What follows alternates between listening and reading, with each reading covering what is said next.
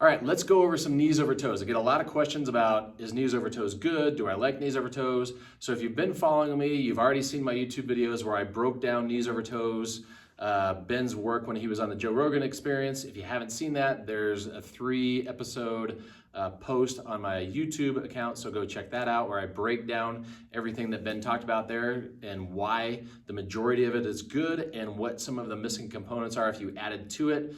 That would help it out, and how some of the terminology that he uses actually is incorrect. So what he's saying is 100% correct, but he's using the wrong terminology that makes it sound like he's saying something different than he's saying.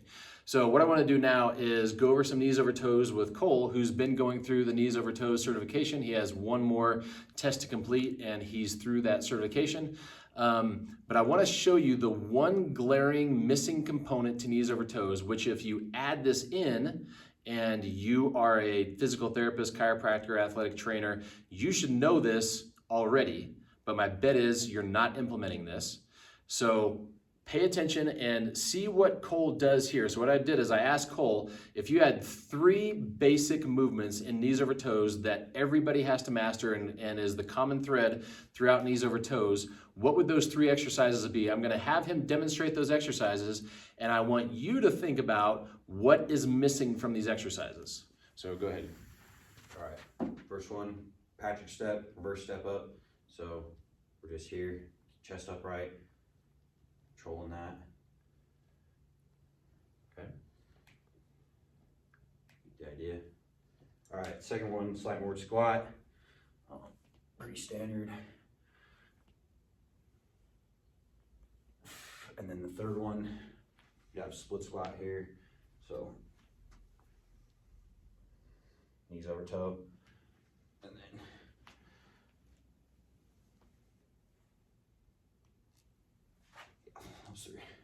Okay, so 3 basic movements that are kind of the core exercises for knees over toes. Good exercises that when done by themselves are good exercises, but they're missing something that's a huge component. And if you've seen my videos before, you know that the one thing that it's missing when we talk about functional exercise, we talk about weight bearing, check the box, full range of motion, check the box. So we have pronation, supination, check the box. We have lack of aplanar movement, and we have lack of transverse plane movement or a transverse plane component. So if we know our planes, we have sagittal, frontal, and transverse. Injuries happen because of lack of transverse plane control and inability to get in and out of pronation, supination in a full range of motion. So great thing about knees over toes, full range of motion. If you are not going knees over toes when you squat and lunge, you cannot go through a full range of motion at the ankle, at the knee, or at the hip. As you saw that last exercise that Cole did, he's going through a full range of motion. Fantastic. And when he does do that, there is a transverse plane component because we know that he has to go through supination and pronation as he's doing those. The problem is it's a very limited amount of transverse plane, and let's just talk about the knee right now. So we have the screw home mechanism in the knee, flexion extension, full range of motion, so we know we have to have a screw home mechanism or we wouldn't be able to go through full flexion and extension.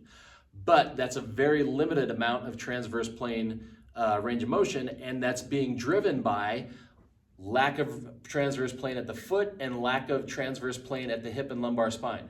So how can we add something really simple to knees over toes to increase transverse plane, increase aplanar range of motion, and make this a better, more functional exercise that will carry over more into athletics, sports, competitions, and increase the rate of recovery so you're spending less time at physical therapy, less time sitting on the bench, because you're maximizing transverse plane.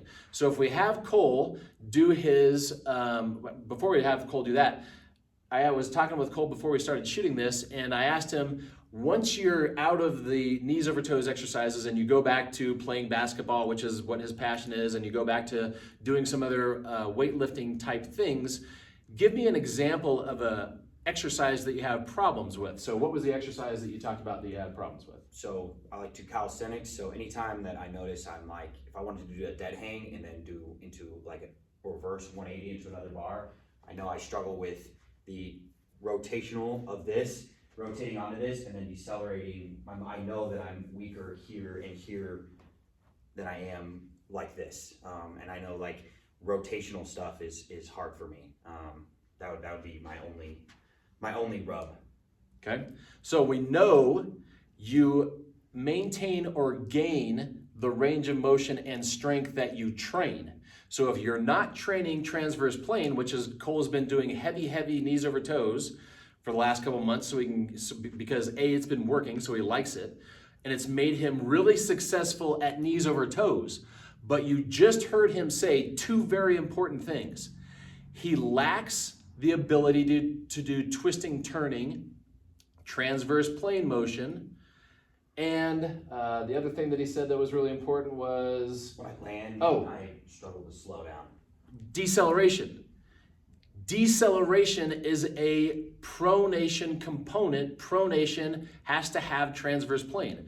So if you have athletes or regular patients that are coming in and they can't control pronation or transverse plane rotation or deceleration, that's where their problem is. So if you only train sagittal and frontal plane, which is what most exercises do, you forget about transverse plane, you can't unload and explode, which is what Cole's talking about, being unable to twist.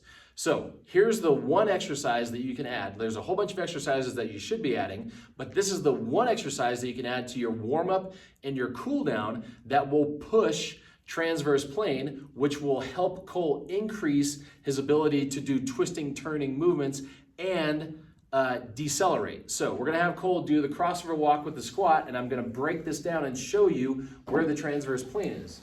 So go ahead and go from that way to this way so they can kind of see from the front. Freeze. Okay, what is he doing? Pronating, flexion, adduction, internal rotation, flatduction. Actually, scoot back, we can't even see. Yeah. So here, go ahead, do that same step. Bingo, freeze. Now, keep your weight over this foot. There we go. Pronation,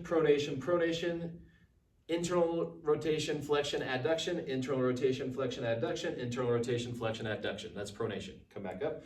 Transverse plane. Now we just maxed out transverse plane in 3 different joints, plus, face that way, do the same step. Plus, now we have lumbar spine flexion, hands to the ground. Lumbar, lean forward. Lumbar flexion, now we have rotation of the lumbar spine. So now we're in pronation of the lumbar spine, lumbo-pelvic range of motion. Come back up. So we just maxed out transverse plane and all of those joints doing one exercise. So that exercise going across the floor, so now go from there over to me. Looks like this. Step across, step in front, step behind, okay? So he's getting in and out of full range of motion while he is loaded in an aplanar range of motion with huge transverse plane components, which then becomes ADL and sport specific. That is a functional exercise.